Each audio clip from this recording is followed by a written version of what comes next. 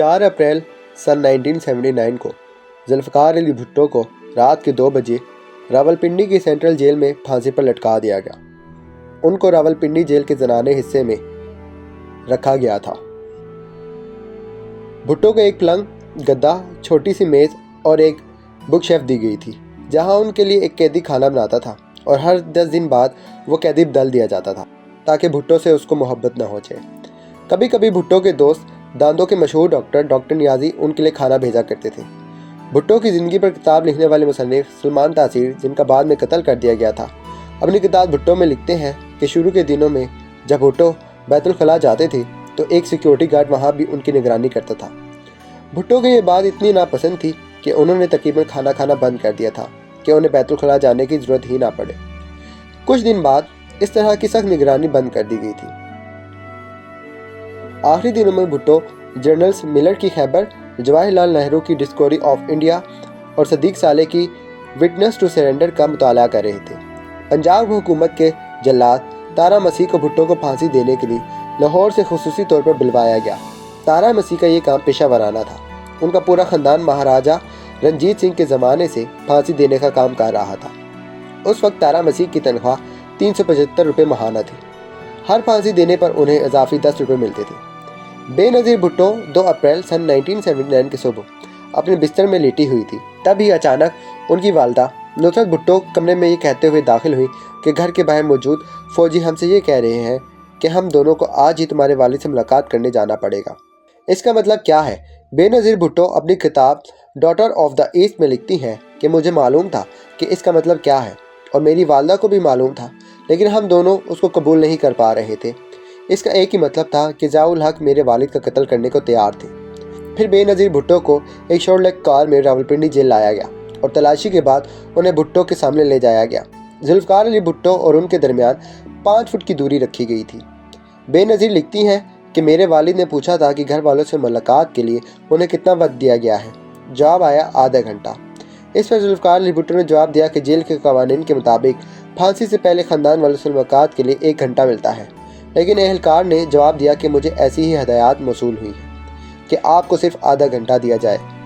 وہ زمین پر ایک گدے پر بیٹھے تھے کیونکہ ان کی کوٹری سے بے سرپرستی اور فلک کو ہٹا دیا گیا تھا، اور بے نظیر نے اپنی کتاب میں لکھا کہ انہوں نے میری لائی ہوئی کتابیں اور میگزین مجھے واپس کر دی۔ میرے والد نے مجھ سے کہا تھا کہ میں نہیں چاہتا کہ میرے مرنے کے بعد وہ لوگ انہیں ہاتھ لگائیں۔ انہوں نے مجھے ان کے وکیل کے دیے ہوئے سگار بھی واپس کر رہے تھے کہ شام کے لیے میں نے ایک سگار بچا رکھا ہے۔ انہوں نے شالیمار کالون کی ایک شیشی بھی اپنے پاس رکھی تھی۔ وہ مجھے اپنی شادی کی ایک انگوٹھی دے رہے تھے، لیکن میری والدہ نے انہیں روک دیا۔ اس پر انہوں نے کہا کہ ابھی تو میں اسے پہن لیتا ہوں، لیکن میری پھانسی کے بعد اسے بے نظیر کو دے دیا جائے۔ تھوڑی دیر بعد جیلر آیا اور اس نے کہا کہ ملاقات کا وقت ختم ہو گیا۔ بے نظیر نے لکھا ہے کہ میں نے جیلر سے کہا آپ اس کوٹری کو کھولیے، میں اپنے والد کو گلے لگانا چاہتی ہوں، لیکن جیلر نے اس کی اجازت نہیں دی۔ بے نظیر مزید لکھتی ہیں میں نے کہا پلیز میرے والد پاکستان کے منتخب وزیر اعظم ہیں اور میں ان کی بیٹی ہوں، یہ میری آخری ملاقات ہے اور مجھے ان کو گلے لگانے کا حق ہے، لیکن جیلر نے صاف انکار کر دیا۔ میں نے کہا گڈ بائی پاپا۔ میری والدہ نے سلاخوں کے درمیان سے ہاتھ بڑھا کر میرے والد کے دونوں ہاتھوں کو پکڑ لیا۔ ہم دونوں تیزی سے باہر کی جانب نکلے۔ میں پیچھے مڑ کر دیکھنا چاہتی تھی، لیکن میری ہمت جواب دے گی۔ جیل سپرنٹینڈنٹ یار محمد نے انہیں کالا وارنٹ پڑھ کر سنایا، جسے انہوں نے چپ چاپ سنا۔ بھٹو نے کوٹری کے باہر کھڑے گارڈ کو بلایا اور ڈپٹی اسپیچر سے کہا کہ میرے مرنے کے بعد میری گھڑی اس کو دے دی جائے۔ سپریم کورٹ کی جانب سے ان کی ریزر اس لیے واپس لے گیا تھا کہ کہیں وہ اس سے خودکشی نہ کر لے۔ سلمان تاثیر نے اپنی کتاب میں لکھا کہ بھٹو نے کہا کہ مجھے داڑھی بنانے کی اجازت دی جائے، میں مولوی کی طرح اس دنیا سے نہیں جانا چاہتا۔ 9:55 پر انہوں نے اپنے دانتوں میں برش کیا، چہرہ دھویا اور بال بنائے، اور اس کے بعد وہ سونے چلے گئے۔ 1:30 بجے انہیں اٹھایا گیا۔ ہلکے بادامی رنگ کی شلوار قمیض پہنے ہوئے تھے۔ جیل اہلکار نے انہیں کپڑے تبدیل کرنے پر زور نہیں دیا۔ جب سیکیورٹی اہلکاروں نے ان کے ہاتھ پیچھے باندھنے کی کوشش کی تو انہوں نے اس کی مخالفت کی۔ آخرکار انہوں نے زبردستی ان کے ہاتھ رسی سے باندھ دیے۔ اس کے بعد انہیں تقریباً 40 گز کی دوری تک لے جایا گیا۔ سلمان تاثیر نے مزید لکھا کہ اس کے بعد اسٹریچر خود سے اتر گئی اور پھانسی کے پھندے تک خود چل کر گئی۔ جلاد نے ان کا چہرہ کالے کپڑے سے ڈھانپ دیا اور ان کے پیر باندھ دیے گئے۔ جیسے ہی 2:04 پر مجسٹریٹ بشیر احمد خان نے اشارہ کیا، جلاد تارا مسیح نے لیور کھینچ دیا۔ اس وقت جو کہ آخری الفاظ سے फिनिश इट। भुट्टो को फांसी लगा दिया गया। तकरीबन 35 मिनट तक भुट्टो की बॉडी उस फंदे के साथ लटकी रही और फिर भुट्टो के मुर्दा जिस्म को इस फंदे से उतार कर एक स्ट्रेचर पर रख दिया गया। इस ज़माने में रावलपिंडी सेंट्रल जेल में खुफिया एहलकार रहे। कर्नल रफ़ीउद्दीन अपनी किताब में लिखते हैं कि थोड़ी देर बाद एक खुफिया एजेंसी के एक फ़ोटोग्राफ़र ने आकर भुट्टो के प्राइवेट पार्ट्स की फ़ोटो उतारी। तस्वीर उतारने के बाद उसमें कोई शक नहीं रहा कि भुट्टो के खतने हुए थे। इसके बाद शामियान ने अपनी किताब गुड बाय शहज़ादी में लिखा था कि मैंने उन्हें खुद बताया था कि भुट्टो को मौत के बाद भी इस बेइज्जती से गुजरना पड़ा था।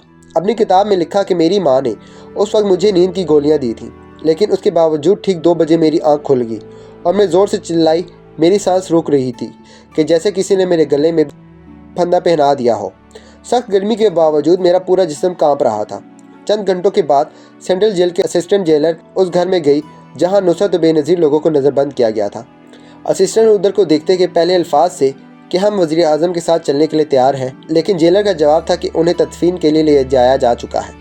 बेनज़ीर लिखती हैं कि मैंने उसको ला कर कहा कि आप इन्हें इनके अहल खाना के बगैर तदफीन के लिए कैसे ले जा सकते हैं। इसके बाद उस जेलर ने भुट्टो की चीज़ें बेनज़ीर को सौंप दी। बेनज़ीर लिखती हैं कि उसने मेरे पापा की शलवार कमीज़ दी जो जुल्फ़िकार अली भुट्टो ने मरने से पहले पहन रखी थी। उससे शालीमार कॉलोन की महक भी आ रही थी। फिर उसने एक टिफ़िन बॉक्स दिया जिसमें 10 दिनों से खाना बचा जा रहा था, लेकिन वो खा नहीं रहे थे। उसने उनका बिस्तर और चाय। मैंने पूछा कि उनकी अंगूठी कहाँ है। जेलर ने पूछा उनकी अंगूठी थी ही नहीं। फिर उसने झूले से अंगूठी तलाश करने का ड्रामा किया और फिर अंगूठी मुझे पकड़ा दी और जेलर बार बार ये कह रहा था कि उनकी आखिरत बहुत पुरसुकून थी। मैं अक्सर सोचता हूँ कि फांसी भी क्या कभी पुरसुकून हो सकती है। तो फ्रेंड्स, ये थी जुल्फ़िकार अली भुट्टो के आखिरी दिनों की रुदात। आपको ये वीडियो कैसी लगी कमेंट बॉक्स में अपनी कीमती राय का इजहार ज़रूर कीजिएगा। अल्लाह हाफ़िज़।